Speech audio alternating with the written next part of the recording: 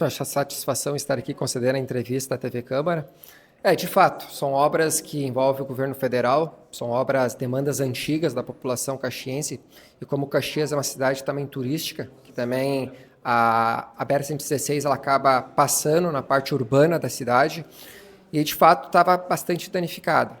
E tinha vários pontos de águaplanagem, né, que de fato acontecia diversos acidentes. E a gente tem que evitar, né, porque é qualidade de vida, e tu sabe que o acidente muitas vezes pode levar uma pessoa a óbito.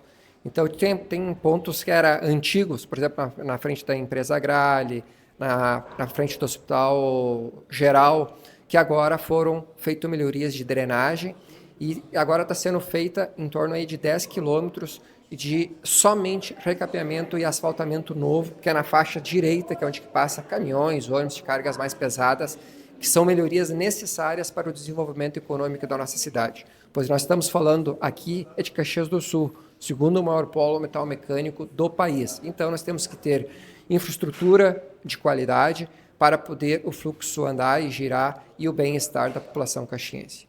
Muito obrigado, vereador. Tenha um bom dia. Eu que agradeço, um forte abraço e fiquem todos com Deus.